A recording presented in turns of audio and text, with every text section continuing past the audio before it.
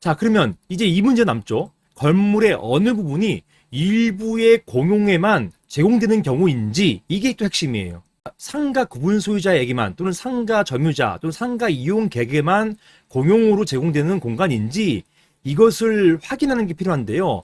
이런 일부 공용 부분인지 여부는, 예를 들어 상가만의 공용 부분인지 여부는 이런 일부 공용 부분이라는 취지가 등기되어 있거나 등기상의 일부 공용 부분 이렇게 써 있는 경우가 있어요. 실제로 이렇게 있거나 등기부상으로 설정되어 있거나 또는 소유자들 간의 합의가 있다면 그에 따를 것이다. 소유자들 간에 상가는 상가끼리 하고 그다음에 오피스텔은 오피스텔끼리 하자, 관리하자, 이럴 경우에는 가능하다는 것이에요.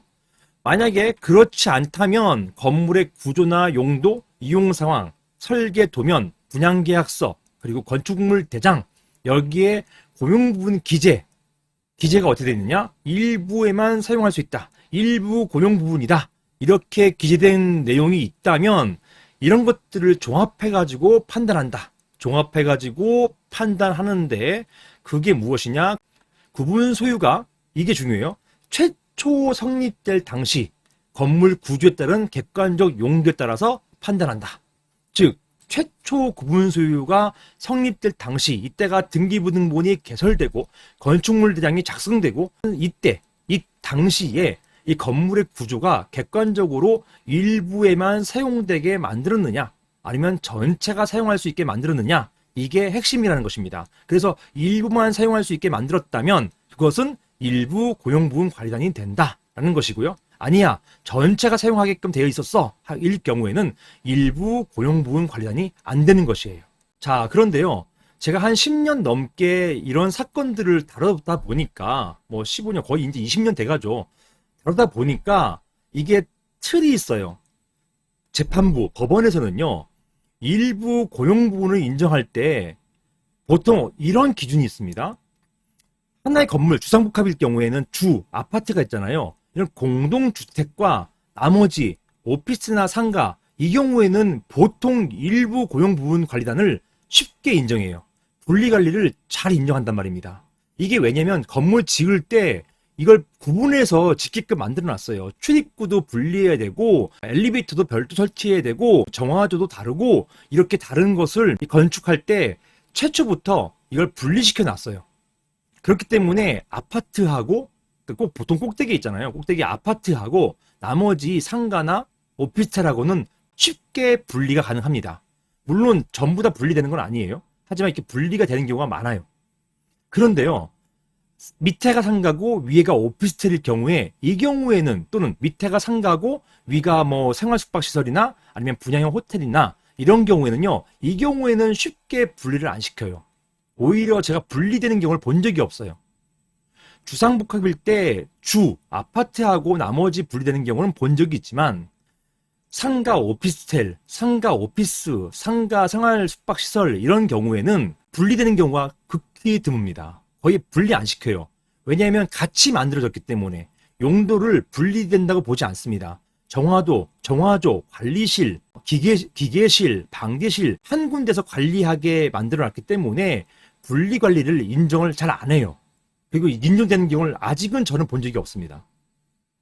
자, 대부분의 이런 일부 고용부분 관리단은 아파트와 분리되는 그런 관리를 할 때, 그때 이루어졌던 사안들이었어요. 자, 이런 것들 바탕으로 다음 한번 보시겠습니다.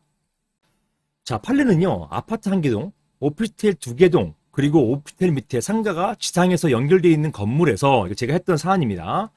자, 아파트는 상가가 연결되지 않아요. 자, 여기까지 보면은 보통은 일부 관리단이 인정돼야 되는 상황이었거든요.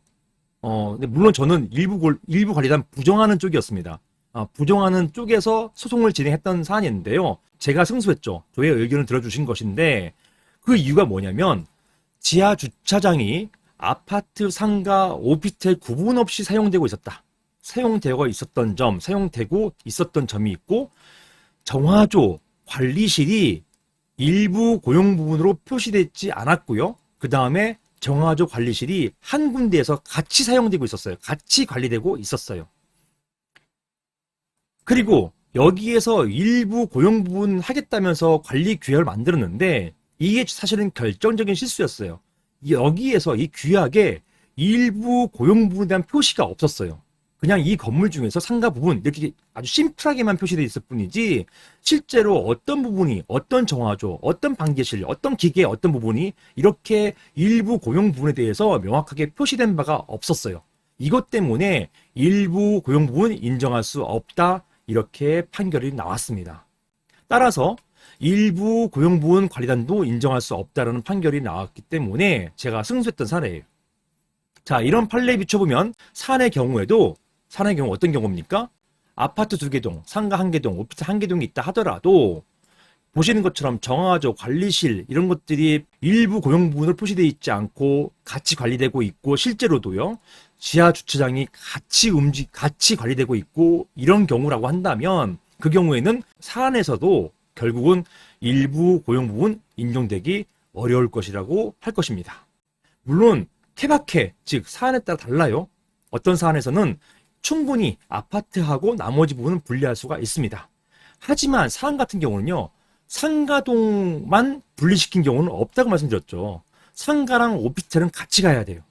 상가만 별도로 분리되는 경우는 없다. 그래서 제가 어렵다고 본 거예요. 단정지어서.